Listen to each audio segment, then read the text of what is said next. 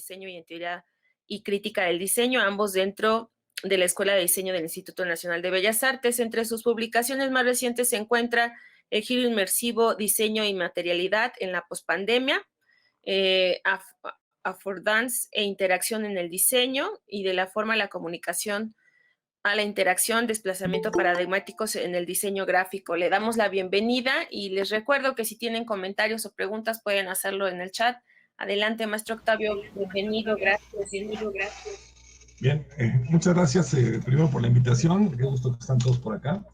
La intención de la plática de hoy es no de ninguna manera agotar por completo el tema, sino simplemente abrir algunas líneas y plantear algunos problemas sobre los cuales vale la pena pensar alrededor de la noción de diseño de interacción y las vinculaciones que establece con esta cultura de lo digital. Bien, para eso tengo una presentación, permítanme compartirla.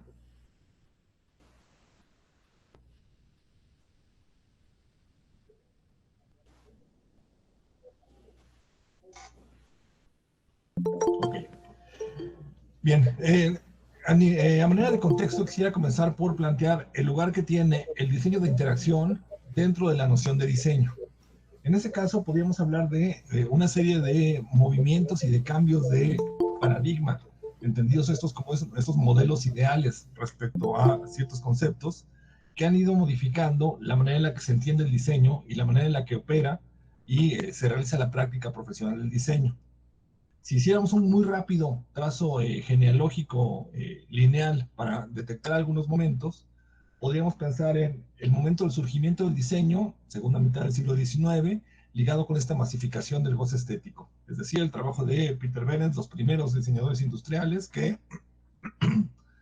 se ocupan de la manera en la cual los objetos de producción industrial pueden tener un contenido estético que permita que se generen satisfactores para el gran público, más allá de los que están dentro del campo de las bellas artes. Posteriormente a esa noción del diseño como esa masificación de goce estético, sigue una noción del diseño como proyecto complejo donde hay una finalidad y donde esta noción de lo proyectual, del planear y el prefigurar, la manera en la que los objetos van a tener lugar, comienza a tener un enorme peso. Posteriormente, la tensión entre forma y función se convierte en el centro del trabajo del diseñador. Es decir, ¿qué es lo que hacen los diseñadores? Resolver esta tensión entre la forma que tienen los objetos y las imágenes y la función que cubren, tratando de que esa forma esté ligada con la función. Y en muchos casos, recordando que la función es lo que tiene quizás un mayor peso. Posteriormente, podemos hablar de un momento en el cual el diseño comienza a articular su propia teoría, su propia reflexión. Esto no ocurre desde un primer momento, sino que viene hasta la posguerra, particularmente en la escuela de Ulm, en Alemania, donde se plantea una serie de metodologías para llevar a cabo el acto de diseñar, ¿sí? Y justamente establece estas relaciones entre cómo diseñamos, cuáles son los pasos a seguir para realizar el diseño.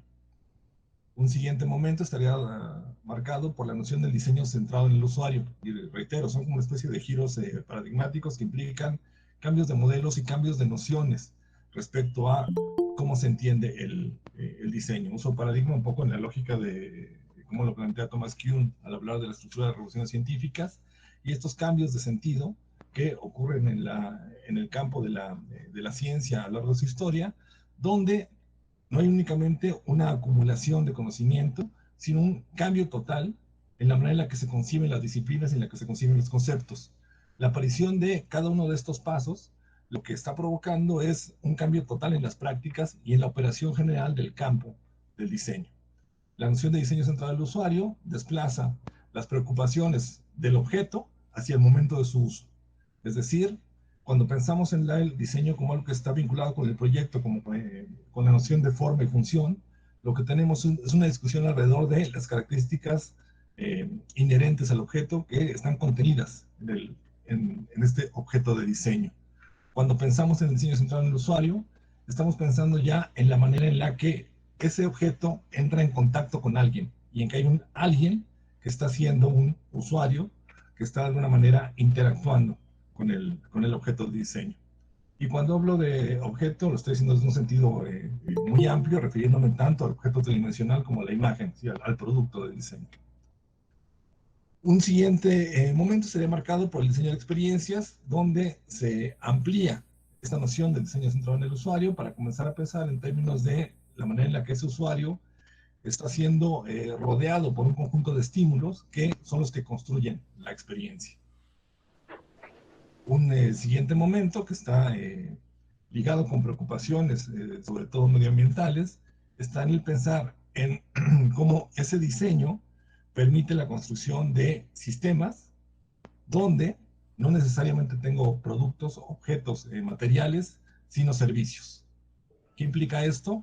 Reitero, cambio de toma de postura, cambio de comprensión acerca de qué es lo que hace el diseño y poner sobre la mesa la idea de que el diseño resuelve problemas y que esos problemas tienen una serie de características donde si analizo con cuidado el problema, me voy a dar cuenta de que no siempre necesito la generación de nuevos objetos, sino posiblemente lo que requiero para resolver el problema es la redefinición de algunas prácticas y el replanteamiento de la forma en la que algunos procesos son seguidos. Entonces, eso, reitero, implica un cambio también en la manera en la que concibo al propio diseño.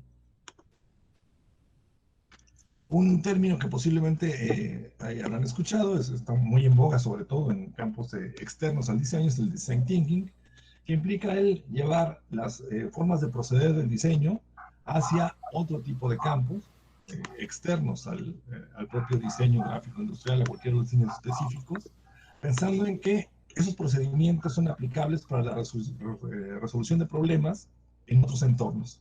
Y esto está muy ligado con el elemento anterior y con esta noción del diseño como algo que se acerca a la complejidad.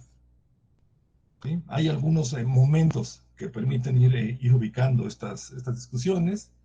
El paso entre la masificación del goce estético y diseño como proyecto tiene que ver también con la conformación del diseño como profesión en la Bauhaus en el primer cuarto del siglo XX, la aparición de las primeras reflexiones que constituyen una forma teórica del diseño y una serie de elementos metodológicos ocurre en la escuela de Ulm en la posguerra, y además de ahí se desprenden un conjunto de teorías que van a ser muy útiles para todo lo que viene más adelante. Un autor que es clave dentro de este contexto, y lo retomaremos más adelante, es Horst Rittel. A principios de los años 70, Horst Rittel, quien había sido maestro en la escuela de Ulm, propone un texto, Los dilemas de una teoría de la planeación, donde se refiere a la manera en la que la planeación, y esto se puede llevar al campo del diseño, se enfrenta a problemas perversos. Problemas perversos entendidos como aquellos que tienen de entrada una definición muy complicada, que no se pueden resolver de una sola manera, que no se resuelven de una vez y para siempre, sino que requieren de estar siendo resueltos de manera continua porque las condiciones cambian. La cantidad de variables que determina estos problemas es tal y es tan dinámica que continuamente el problema se está redefiniendo y continuamente está obligando a generar nuevas soluciones. Dice Rittel que esos son los problemas de la planeación y en última instancia son también los problemas a los cuales se enfrenta el diseño, donde incluso valdría la pena preguntarnos hasta dónde podemos hablar del diseño como una ciencia o no, en tanto se ocupa de casos coyunturales y de estos casos que están cambiando permanentemente y donde no hay posibilidad de establecer reglas de aplicación permanente, sino que todo el tiempo estamos trabajando sobre lo contingente.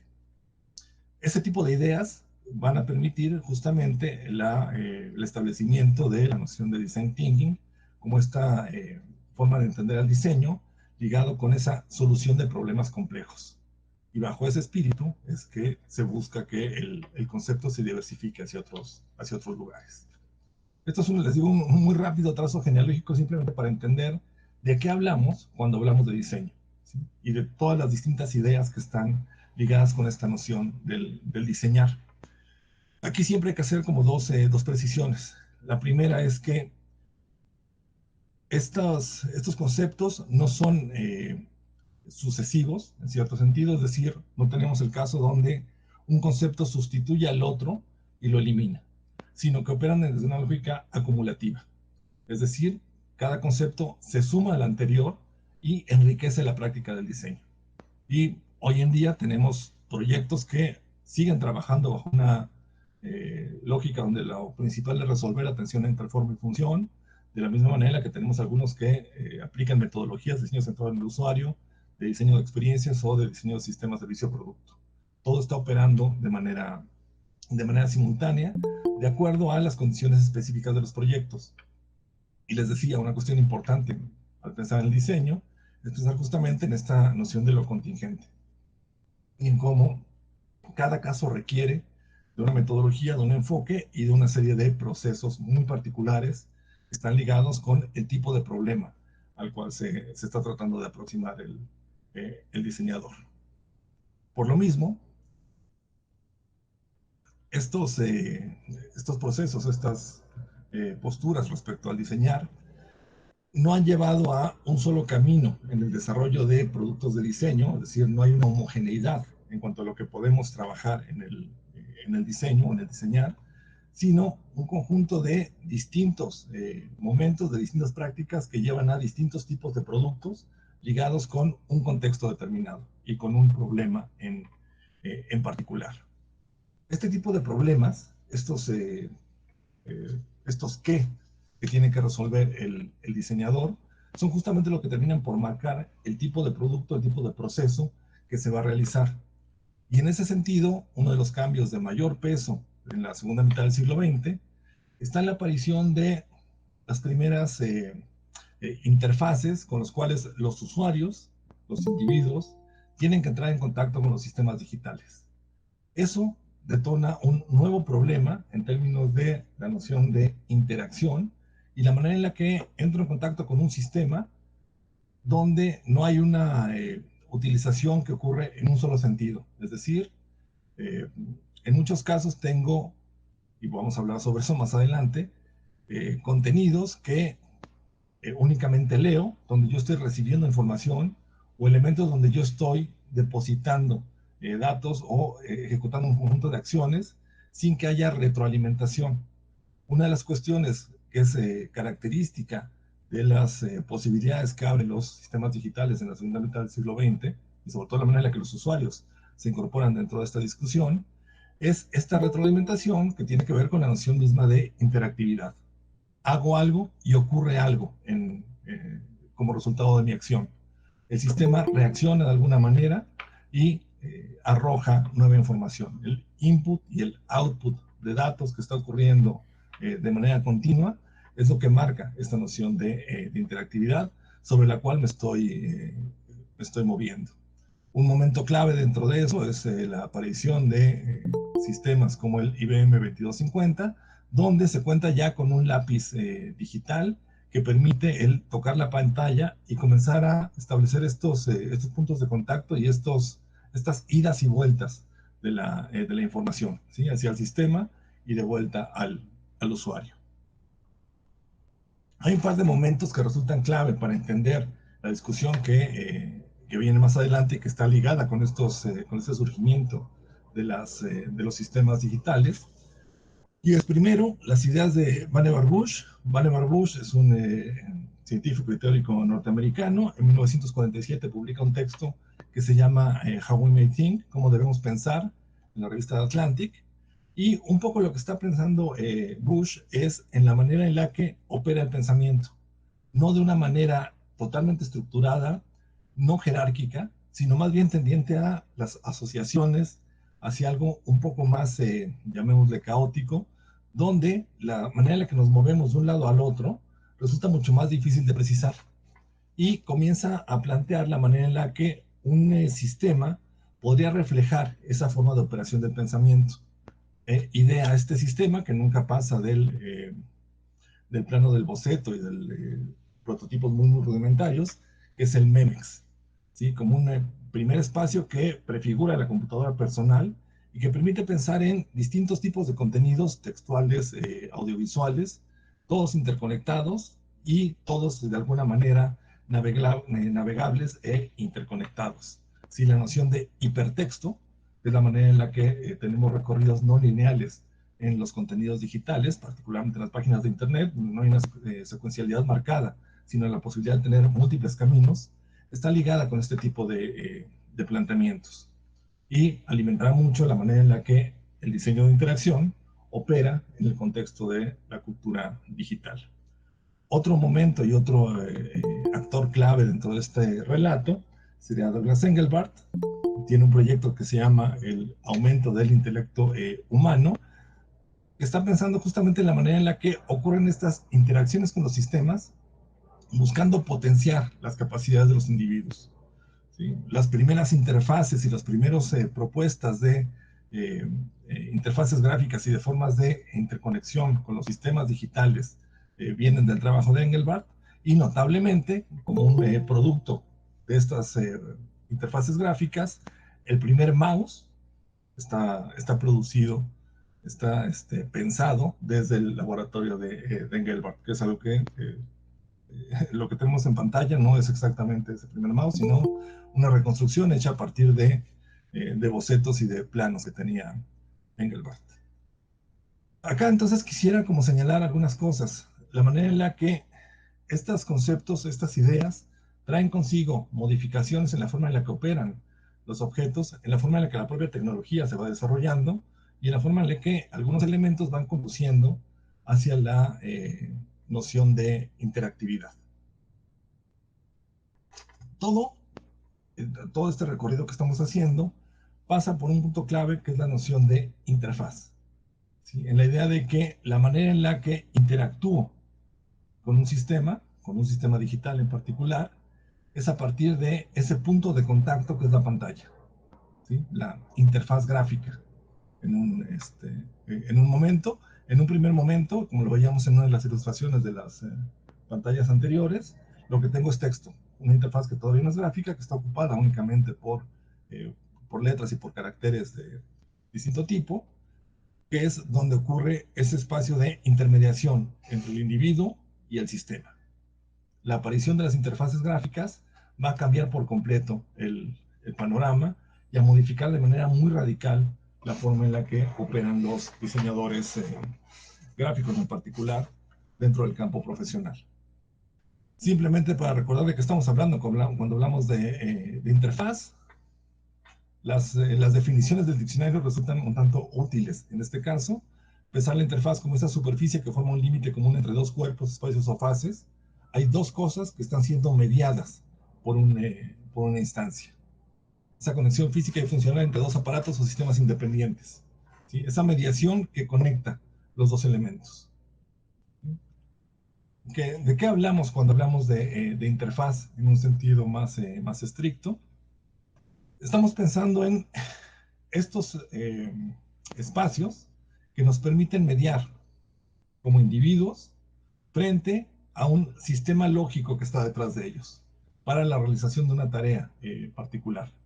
¿Sí? Una de las interfaces de mayor complejidad y que suelo utilizar como un ejemplo de manera recurrente es la cabina de mando de un avión, donde tengo una enorme cantidad de controles distintos, una enorme cantidad de posibilidades y de variables por interactuar como usuario, y donde lo que tengo es justamente un sistema de una alta complejidad, ¿sí?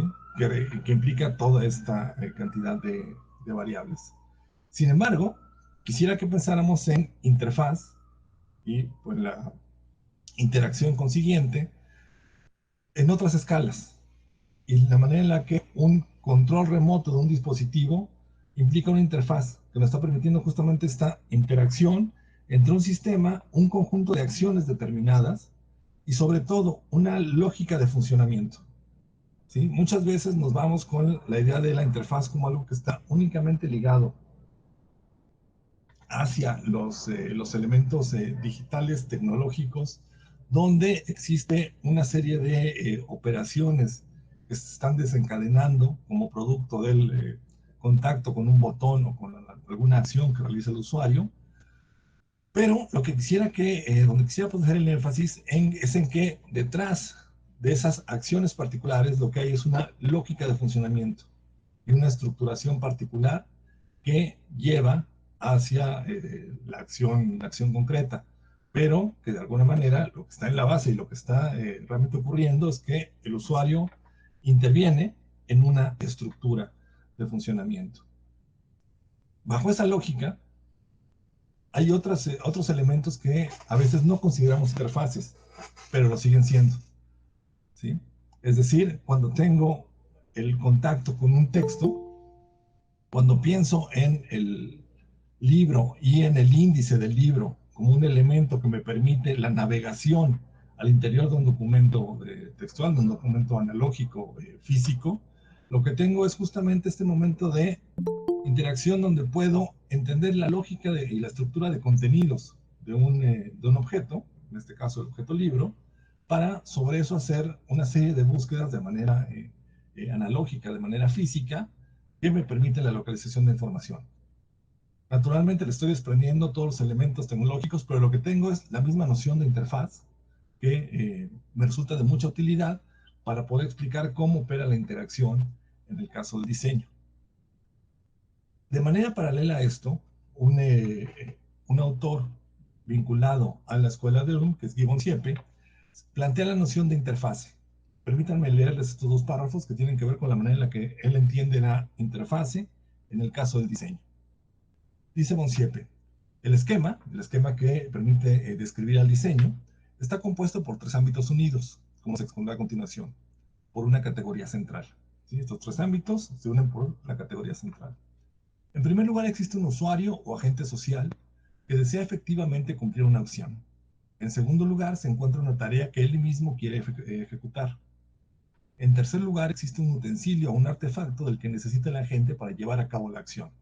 Es decir, tenemos al usuario, el objetivo que quiere cumplir ese usuario y la acción con la cual va a cumplir ese objetivo. El usuario quiere oír música, necesita algún dispositivo para poder escuchar música. El usuario quiere saber la hora o quiere contestar una llamada telefónica, bueno, está el dispositivo, el objeto teléfono para llevar a cabo la tarea. La conexión entre estos tres campos, y es como el centro de la noción que plantea Egon Siepe, se produce a través de una interfase. Se debe tener en cuenta la interfase, bueno, que la interfase no es un objeto, sino un espacio en el que se articula la interacción entre el cuerpo humano, la herramienta, artefacto entendido como objeto o artefacto comunicativo, y el objeto de la acción. Es decir, el individuo, la tarea y el objeto con el cual realiza la tarea están conectados a partir de esta noción de interfase. Y ese es uno de los planteamientos que hace Bonsiepe y que permite entender, les decía, de una manera mucho más amplia, la forma en la que el diseño se ocupa de la interacción. Bajo esta lógica, y sería la postura de Bonsiepe respecto al diseñar, todo diseño es un diseño de interacción, que diseña interfaces, ¿sí? Y que justamente se ocupa por la manera en la que ocurren estas articulaciones entre un objetivo determinado, un usuario que tiene ese objetivo, y el objeto de diseño. ¿Sí? Y es en esa esfera en la cual está operando el diseñador. Tengo un par de videos que están planteados desde un punto de vista un tanto humorístico, pero que ayudan a pensar el problema. ¿Sí? Hay por aquí algún, al menos alguna exalumna que ya habrá visto este video, así que pediré su paciencia.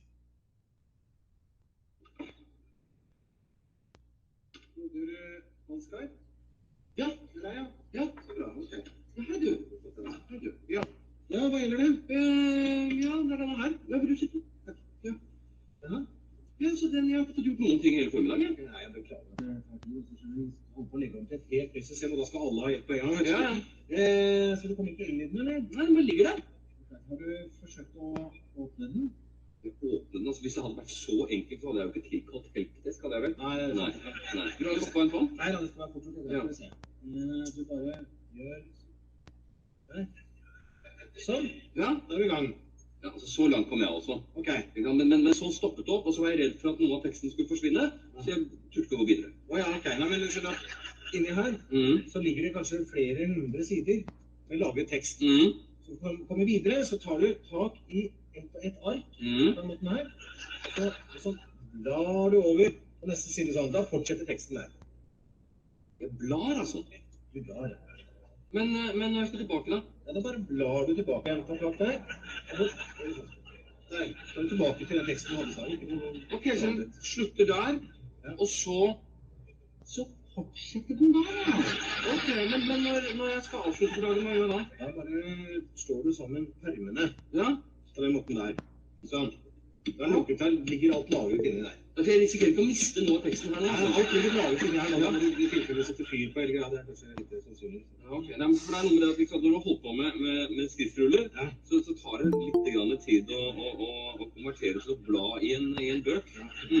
Ja, greit. Ja, men du, en til før det går. Jeg må bare gå gjennom en gang til. Altså, jeg åpner sånn, og så, hva du kaller det?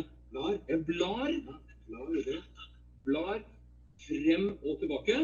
Og når jeg er ferdig, så bare lukker jeg den. Flott. Kjempefint. Ja, men du, vent, ikke sant? Nå er den sånn igjen, nå får jeg ikke åpnet den. Det er fra feil side. Du må åpne fra andre siden. Så det er ikke likegyldig, det, altså? Åpne fra den siden der. Sånn. Der. Der er den åpnet. Ja vel. Har du lest manualen, eller? Manualen? Det skal følge med som manualen som brukerveiledning. Ja, den ja. Ja, men ikke sant, det er det samme problemet. Får det ikke opp.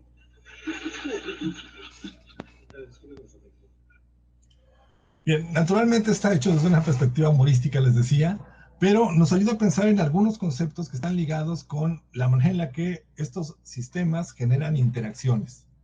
Pensemos en algo tan básico y tan naturalizado para nuestra cultura como el libro, donde lo que tenemos es un conjunto de acciones que nos permiten la utilización del objeto, donde hay ciertas convenciones, hay cierto lenguaje, un conjunto de elementos particulares que vamos siguiendo y que vamos acompañando en la utilización del objeto libro, de este dispositivo de transmisión de información, y donde incluso hay elementos ligados con el lenguaje, con la manera en la que las convenciones de utilización permiten su enseñanza y su reiteración, e incluso con ciertas acciones que no estaban ligadas a otro tipo de productos previos.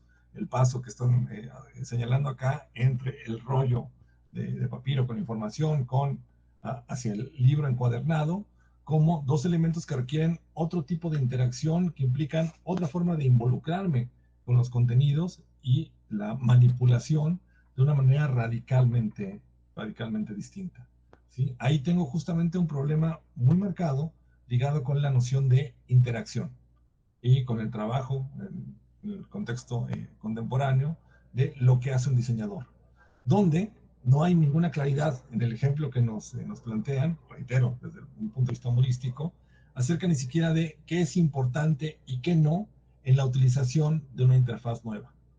¿Sí? Cada vez que nos enfrentamos, pues, si lo pensamos en cierto sentido, a una nueva interfaz para la utilización de un sistema, nos encontramos con problemas muy parecidos a esto que acabamos de ver, donde no hay claridad acerca de si una acción concreta que estoy realizando tiene o no peso en el resultado final.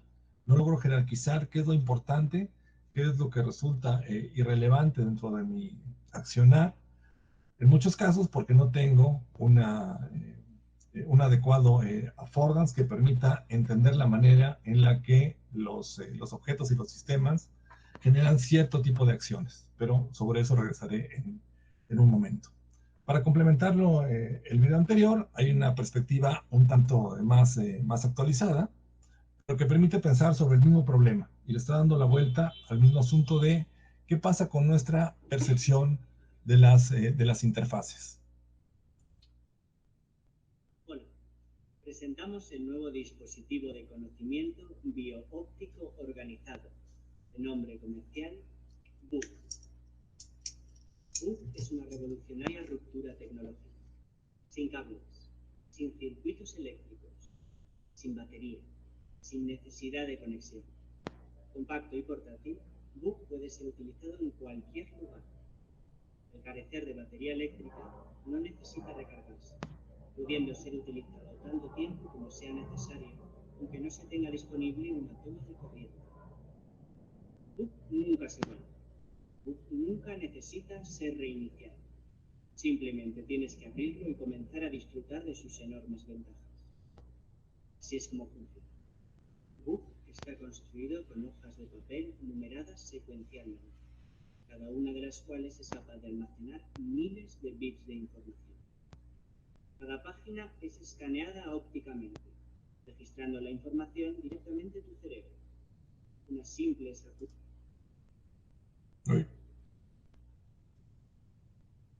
de dedo nos lleva a la siguiente página.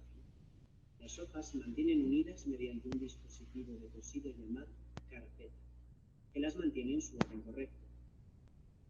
Gracias a la tecnología de papel opaco, los fabricantes pueden usar ambas caras, duplicando la información y reduciendo costes. La mayoría de los books incluyen una función de índice que señala la localización exacta de cualquier información seleccionada para su inmediata recuperación. El accesorio opcional marcapáginas permite abrir el book en el punto exacto en el que fue dejado la sesión previa, incluso si el book se ha cerrado. Los marcapáginas se ajustan a estándares internacionales, de manera que un mismo marcapáginas puede ser usado en books de diferentes fabricantes. A la inversa, diversos marcapáginas pueden ser usados en un mismo book si el usuario desea almacenar diversas búsquedas a la vez. También es posible hacer notas personales junto a las entradas de texto de book mediante una sencilla herramienta de programación: el lapicero.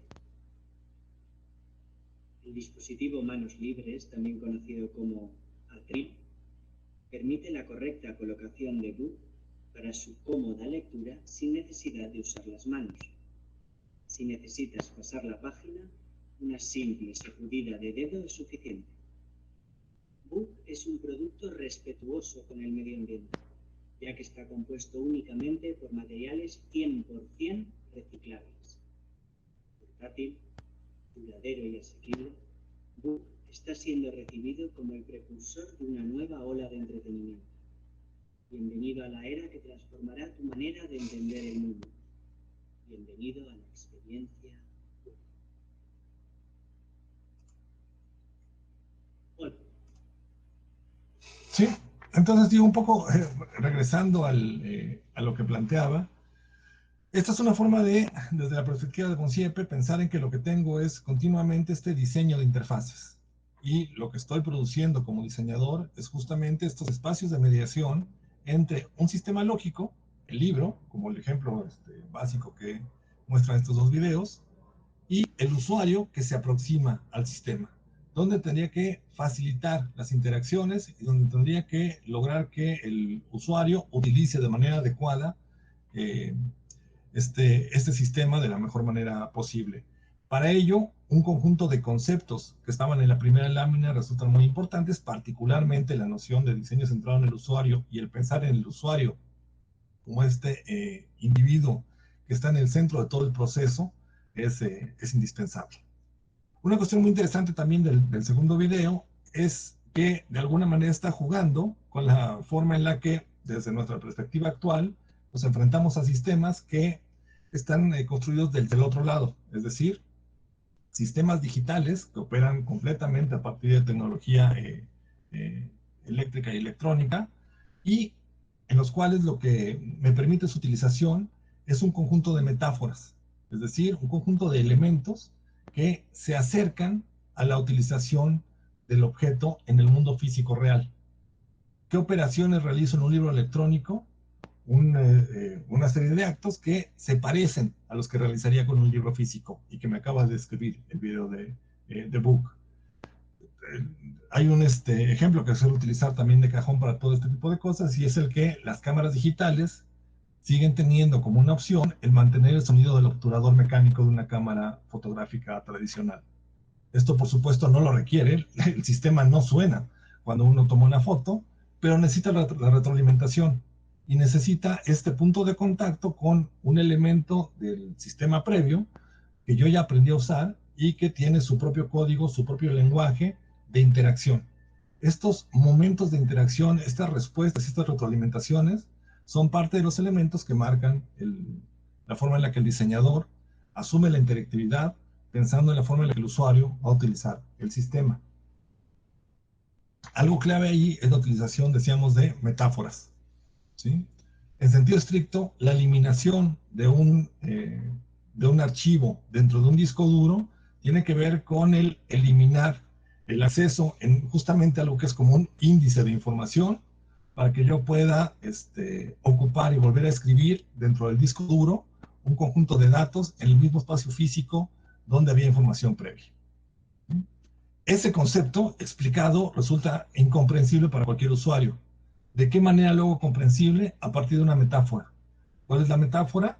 No estoy borrando en el índice, estoy arrojando el archivo a un bote de basura, ¿sí? a la papelera. Y si lo pienso, independientemente del sistema operativo con el que esté trabajando, o del tipo de sistema, esta noción de la papelera resulta muy útil para asociar la operación que yo realizo con un sistema digital a algo que yo hago con el entorno físico en el cual me muevo. Agarrar un pedazo de papel, hacerlo bola y tirarlo a la papelera.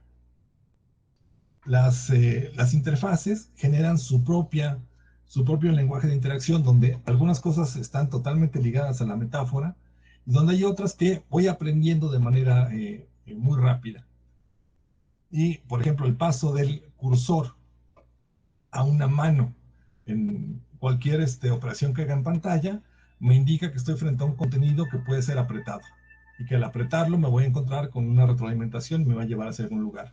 Ese pequeño detalle, el paso de la flecha a la mano, implica un elemento del lenguaje de la interacción. Y la forma en la que hay ciertos códigos específicos que están ligados con nuestra operación de sistemas digitales, que yo voy aprendiendo y voy desarrollando, y por supuesto que la primera vez que me enfrento al sistema voy a tener ciertos problemas, pero voy a irlo aprendiendo con la utilización.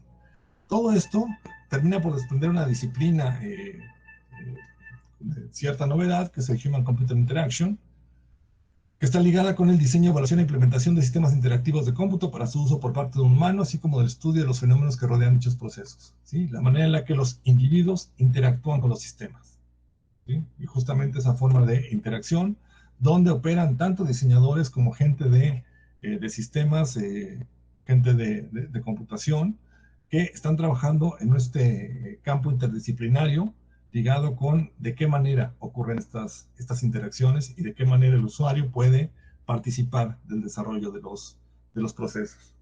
Lo que hay acá, lo comentaba antes, está ligado justamente con ese input y output, con la existencia de un proceso de doble vía, donde el individuo arroja información a la computadora, mediado por la interfaz, y donde está recibiendo de vuelta un conjunto de datos. ¿Cómo ocurre ese intercambio? Es parte justo del trabajo que resulta como central para el diseñador. Naturalmente que durante mucho tiempo las interfaces y la forma de operación estuvo ligada a contexto, con la escritura de un conjunto de instrucciones en inglés. Además, estoy hablando esto desde un país de habla hispana, siempre hay como cierta extrañeza en la forma en la que operan los sistemas, que están configurados a partir de instrucciones en inglés, pero donde incluso la gramática se puede acercar un poco a la manera en la que se está hablando con alguien del otro lado al acercarnos a la computadora. Y esto no ocurre, o no lo percibimos de la misma manera cuando estamos en un país en habla hispana. Pero bueno, la primera forma de contacto, de interacción, estaba en estas nociones de la pantalla de texto. Posteriormente, como hemos comentado, aparecen las interfaces gráficas. El Alto del Xerox PARC de 1933 es el primer sistema desarrollado en laboratorio con una interfaz gráfica, y podrán notar en la pantalla con el primer ratón de computadora que aparece, que permite justamente esta interacción entre el usuario y la pantalla que tiene un contenido gráfico. Estas interfaces gráficas de usuario, con una historia que ya es bastante abundante, permitirán un conjunto de acciones, un conjunto de metáforas y una serie de operaciones por parte de los usuarios bajo una lógica común, donde lo que tengo acá es esa lógica del escritorio. ¿Cómo me aproximo al sistema? Construyendo una metáfora que se parece a algo que tengo en el mundo físico, a un escritorio donde hay elementos sobre los que puedo realizar operaciones. E independientemente del sistema operativo con el que esté trabajando, lo que tengo es justamente estos escritorios que simulan o me permiten pensar en una superficie plana donde hay elementos que puedo acomodar, que puedo manipular, que puedo estar ubicando. Estas ventanas que son como hojas de papel que puedo estar amontonando dentro de la superficie física de un escritorio. A partir de eso se establecen distintos tipos de interacción. Estos inputs que yo hago como usuario al sistema y que van a permitir la retroalimentación. Cada uno tiene distintas posibilidades, me permite un distinto nivel de especificidad o un distinto nivel de satisfacción en la utilización del sistema. ¿Sí? Simplemente por hacer una tipología muy, muy general, podríamos pensar en que tengo elementos de línea de comando, es decir, aquello que le escribo directamente al sistema, que puede ser muy, muy precisa, pero muy difícil de aprender. ¿Sí? Tengo que saber programar, por ejemplo, para poder ejecutar un conjunto de acciones. Pero hay cosas que solamente a través de ese texto voy a poder insertar dentro de la computadora. La selección de menú, donde puedo arrastrar el cursor para tomar algún elemento particular. Formularios que tienen una inserción por texto, pero tienen una cantidad limitada de información que puedo incluir, porque vienen ligadas a una solicitud específica. Es decir, en un formulario tengo que poner algo en particular. No puedo poner lo que quiera, o no puedo poner, arrancar un conjunto de nuevas acciones. La manipulación directa como otra forma de interacción ligada con la manera en la que yo arrastro cosas en la computadora. ¿Sí? Como uso el cursor para mover elementos dentro de la pantalla. Que tiene igual una manipulación fácil, pero me resulta complicada para poder hacer operaciones de mayor profundidad o de mayor complejidad. Y finalmente los antropomorfismos, entendidos como esos elementos en los cuales un gesto corporal me permite la operación del sistema. ¿Sí? ¿De qué estamos hablando acá? De cosas como los gestos con los cuales puedo mover el teléfono, la pantalla del teléfono celular y los elementos que hay en ella, o la forma en la que algunos sistemas, como era el Kinect de la Xbox, tienen una cámara que me permiten, a partir de un desplazamiento físico, de un movimiento de mi cuerpo, desencadenar una acción. ¿Sí? Este es como el mapa de lo que estamos hablando cuando hablamos de estos tipos de interacciones. Elemento clave para esto, y voy apurando, es pensar en que esto me lleva tanto a la interfaz gráfica de usuario ligada con la operación de sistemas, como a la interfaz web, es decir, a la posibilidad de consumir contenidos que están en Internet y que encuentro en todas las páginas. Están siguiendo de alguna manera las mismas reglas con distintas particularidades y guiadas por un concepto de rector, que es la noción de usabilidad, que me permite o que busca que el usuario pueda utilizar de la manera más sencilla posible los sistemas digitales, ¿sí? Donde se marcan algunos elementos a cumplir. Los sistemas tendrían que ser fáciles de aprender, es decir, no tendría que estar revisando los manuales para poder utilizar un sistema, sino que de manera intuitiva podría utilizar el sistema, memorizar cuáles son los pasos para poderlo utilizar, para poder usar, hacerme cada vez más eficiente, resolver en un tiempo cada vez menor las tareas que requiera hacer, minimizar las consecuencias en caso de error y obtener al final una sensación de satisfacción porque la tarea pudo ser cubierta. Estos elementos de usabilidad tienen que ver justamente con los lineamientos que habría que cubrir al momento de desarrollar la interacción de cualquier sistema. ¿Sí? Buscar que ese usuario se sienta satisfecho porque pudo completar la tarea que necesitaba realizar, pensar en que la cantidad de pasos eran posibles de ser recorridos por el usuario de una manera intuitiva, y añadiría aquí un elemento significativo, que es la noción de affordance. Affordance es un concepto planteado por un psicólogo cognitivo, James Gibson, en principios de los años 70, y se refiere a las posibilidades que brinda un objeto para su utilización. ¿Sí? Es decir, tengo esta noción del individuo, el usuario, el objeto, y la manera en la que yo utilizo los objetos tiene que ver con mi conocimiento del contexto y del propio objeto, pero también con la forma en la que ese objeto asume o presenta cierta funcionalidad en su forma, ¿sí? Es decir, la utilización de algo como una taza no requiere una instrucción, veo este elemento y asumo que este es el lugar por el cual tengo que agarrarlo. Hay una affordance del objeto taza que está ligada con esa forma que determina su utilización, ¿sí? Tengo, por el contrario, objetos de enorme complejidad donde la affordance es un tanto reducido y requiero de leer un manual para poder entender cómo se utiliza, porque es muy difícil la cantidad de pasos que están involucrados con su utilización. Pero, en términos generales, la manera en la que desde el diseño se opera la interacción en sistemas tanto digitales como en sistemas físicos está guiada tanto por esta usabilidad como por la noción de affordance, ¿sí?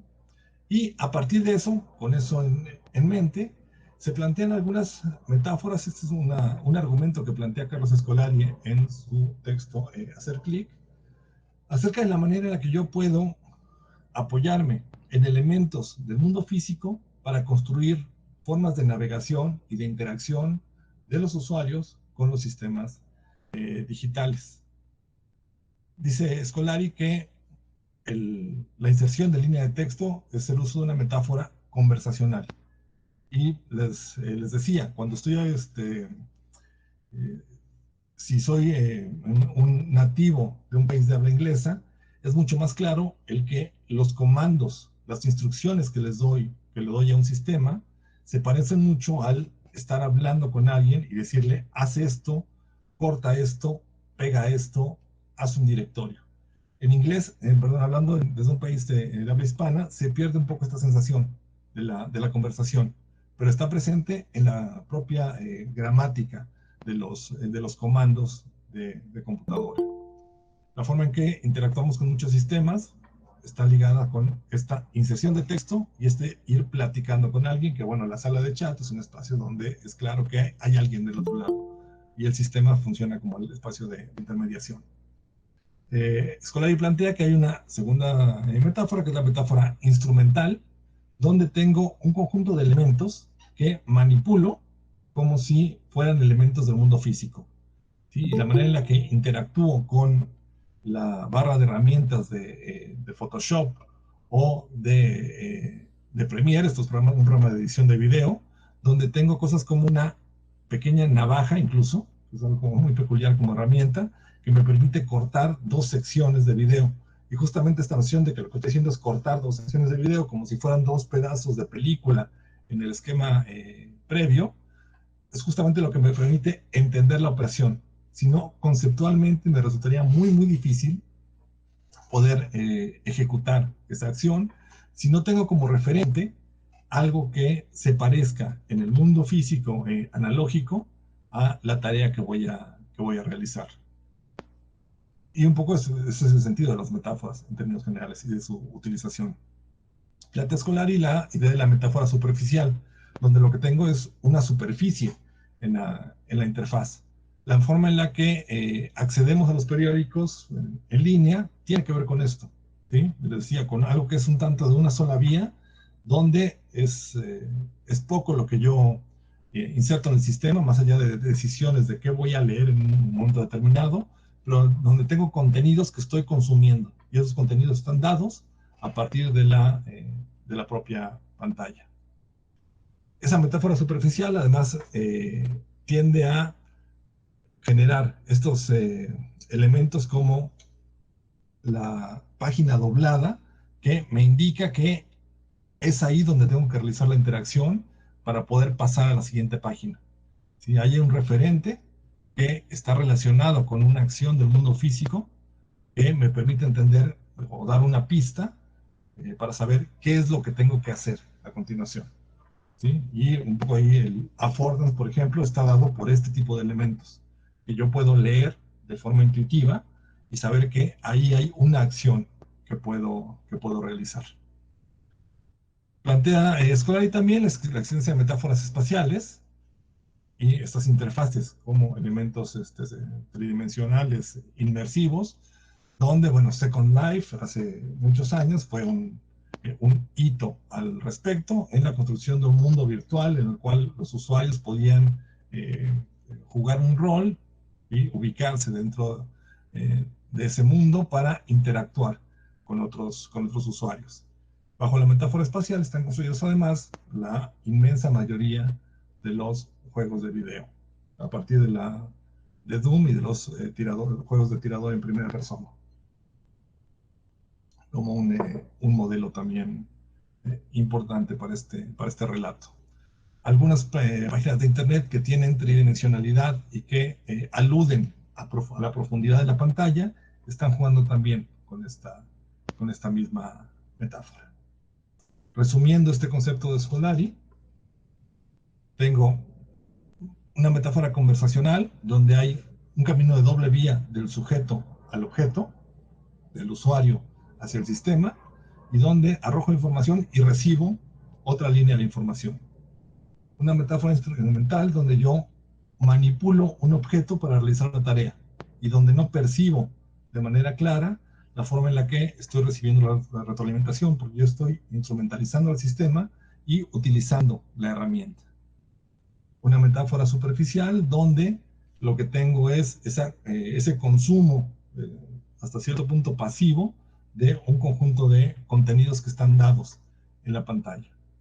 Y una metáfora espacial, que es quizás la más completa de las que se plantean en este esquema, porque permite el contacto con el objeto, con el sistema, y sobre todo la interacción entre usuarios que están alrededor de un mismo contexto. La idea del juego en línea, del juego colaborativo que opera en la plataforma, sigue esta misma lógica, ¿sí? Donde yo tengo contacto no únicamente con el sistema del juego que estoy jugando, sino con otros jugadores que están en mi misma posición. Esto permite darse como una idea general de la forma en la que opera la interactividad en el campo del diseño. Pensemos simplemente, y de manera muy breve para cerrar, en qué pasa cuando involucro otro elemento de mayor complejidad a esta lógica del trabajo, de la definición de la interacción en el caso del diseño. ¿Qué pasa cuando pienso en inmersividad?